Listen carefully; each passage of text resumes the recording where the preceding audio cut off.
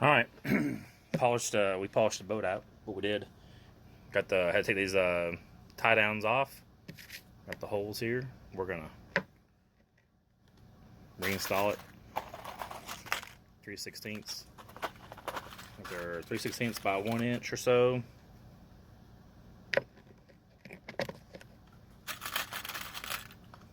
You want to at least have 2 of these things in here so it lined up right. I'll put all 4. The boat manufacturer built it. You can see they're angled because the head of the tool kind of makes a pain in the butt.